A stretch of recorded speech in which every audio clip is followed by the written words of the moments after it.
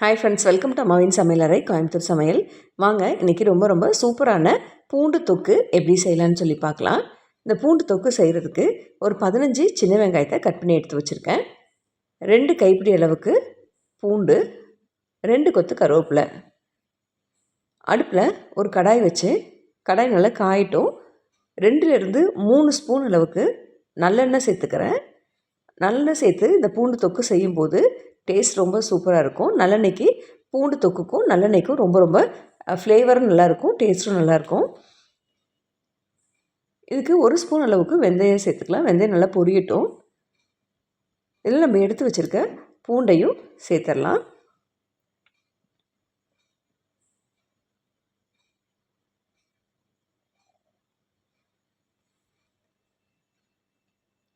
பூண்டு எண்ணெயில் நல்லா வதங்கி வரட்டும்.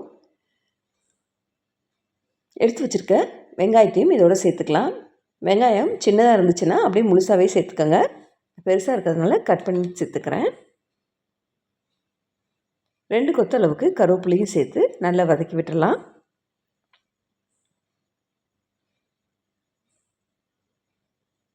வெங்காயம், பூண்டு, கருவேப்பிலை இதெல்லாமே எண்ணெயில் பாதி அளவு நல்லா வதங்கி வரட்டும். அதோட 2 தக்காளி எடுத்து வச்சுருக்கேன், அதையும் இதோட சேர்த்துடலாம். மீடியம் சைஸில் 2 தக்காளி இதை கட் பண்ணிவிட்டு இதோடையே சேர்த்துக்கிறேன். தக்காளி நல்லா வதங்கி குழஞ்சி வெந்து வரணும். அந்தளவு நல்லா வதக்கி விட்டுக்கோங்க.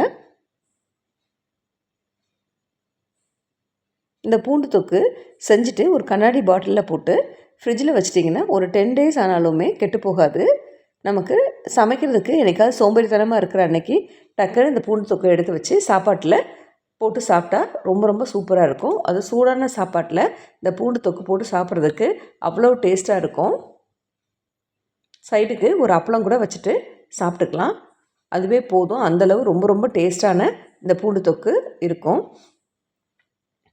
ஒரு பெரிய நெல்லிக்காய் சைஸ்க்கு புளியை நல்லா திக்காக கரைச்சி எடுத்து வச்சுருக்கேன், அதையும் இதோடு சேர்த்துக்கிறேன். இதுக்கு அதிகமாக தண்ணி சேர்க்கணுன்னு தேவையில்லை, கொஞ்சமாக மட்டும் தண்ணி சேர்த்து கலந்து விட்டுக்கலாம்.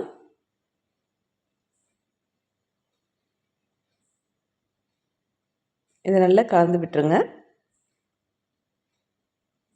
அந்த புளி தொக்குலேயே இது எல்லாமே நல்லா வெந்து வரணும்.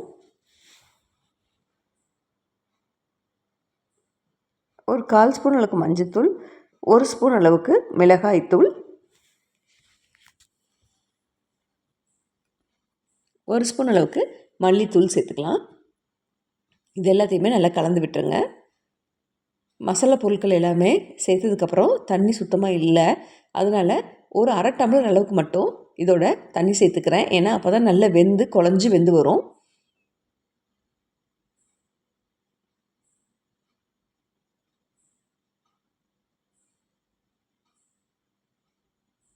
அரை டம்ளர் மட்டும் தண்ணி சேர்த்துருக்கேன். இதை நல்லா கலந்து விட்டுடலாம். இந்த தொக்குக்கு தேவையான அளவு உப்பு சேர்த்துக்கலாம்.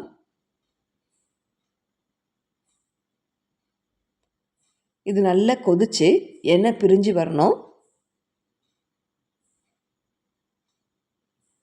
பாருங்கள், நல்லா எண்ணெய் பிரிஞ்சு வந்திருக்கு. இதில் ஒரு சின்ன துண்டு வெல்லம், இல்லைன்னா நாட்டு சக்கரை, இல்லைன்னா வெள்ளை சக்கரை எதுனாலும் சேர்த்துக்கலாம். நான் இன்றைக்கி நாட்டு சக்கரை சேர்த்துருக்கேன். 1 ஸ்பூன் அளவுக்கு நாட்டு சக்கரை சேர்த்து நல்லா கலந்து விட்டுருங்க. அந்த இனிப்பு டேஸ்ட்டு, புளிப்பு, காரம் எல்லாம் சேர்ந்து இந்த தொக்கு அப்படி ஒரு சூப்பரான டேஸ்ட்டில் இருக்கும். இதை ப்ரிசர்வ் பண்ணும்போது நல்லா ஆற வச்சு கண்ணாடி பாட்டிலில் வச்சு ஃப்ரிட்ஜில் வச்சுருங்க. சூப்பரான பூண்டு தொக்கு ரெடி. இதே அளவுகளோட நீங்களும் ட்ரை பண்ணி பார்த்து எனக்கு கமெண்ட் பண்ணுங்கள், லைக் பண்ணுங்கள், ஷேர் பண்ணுங்கள். அம்மாவின் சமையலறை கோயம்புத்தூர் சமையலை சப்ஸ்கிரைப் பண்ணுங்கள்.